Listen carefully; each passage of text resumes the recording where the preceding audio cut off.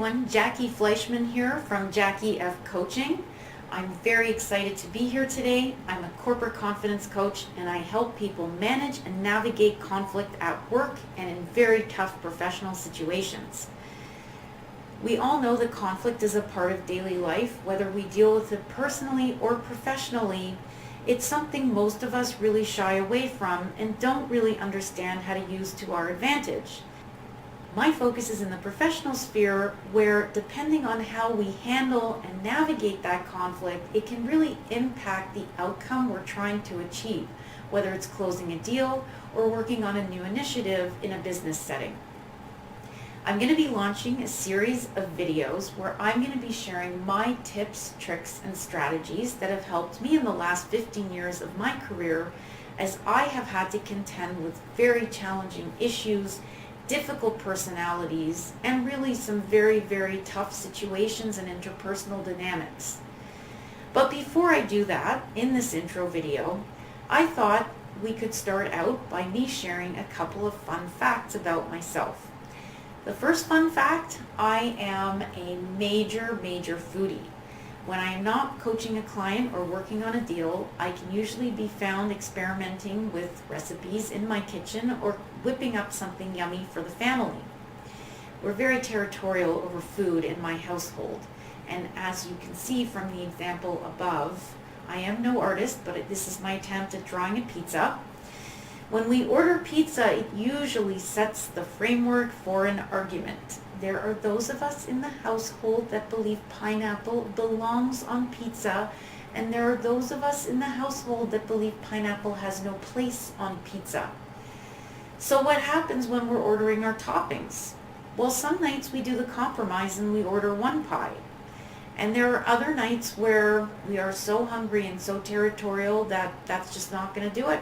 We have to order my pie and his pie, and we get two pies, and that's the end of it. And isn't that what conflict is all about? Some people would say when you order the two pies, you're spending more money, and it's not really an effective solution. Other people would say that the compromise is a lose. Some people would say the compromise is a win because you found a way to save money, order one pizza, and you figured out a way to make it work together.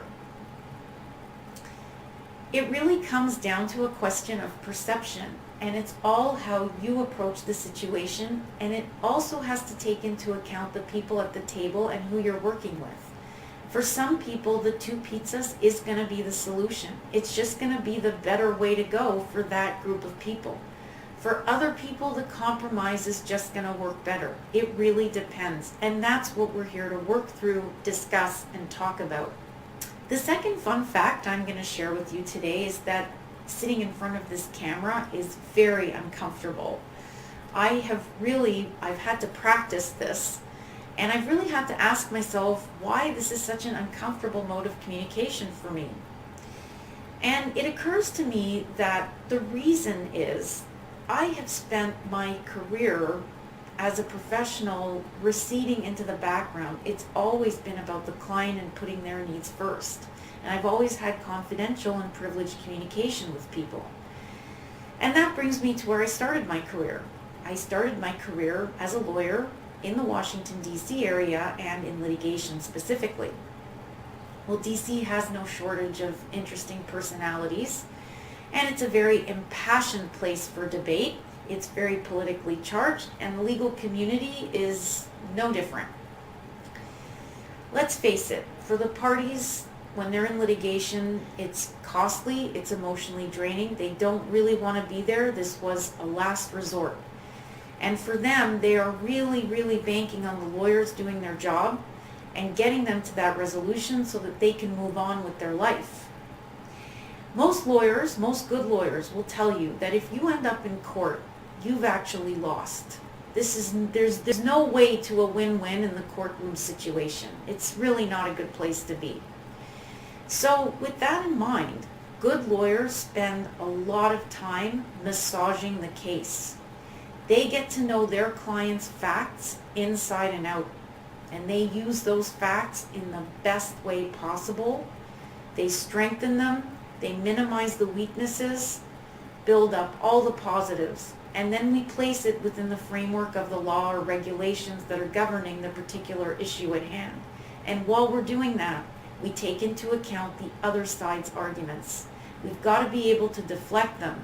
They're going to come back and say that our side has no merit. There's no value to the way we're presenting the case. While we're going to say that there's no value or merit to the way they're presenting the case. The truth is that it's somewhere in the middle. And isn't that what it's like when you're in a business situation? When you're working on a deal or you're presenting a new initiative, you have to position the facts in a way that's going to motivate people to see it from your point of view.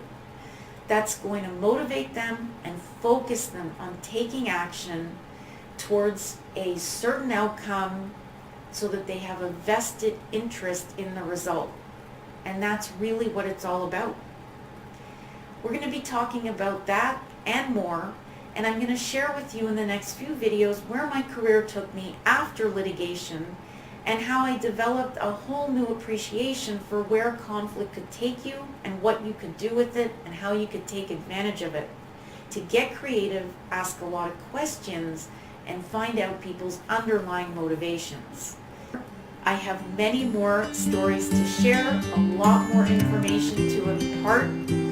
I hope you like this video, and if you want to know when I release new material, please subscribe. See you soon, everyone. Take care.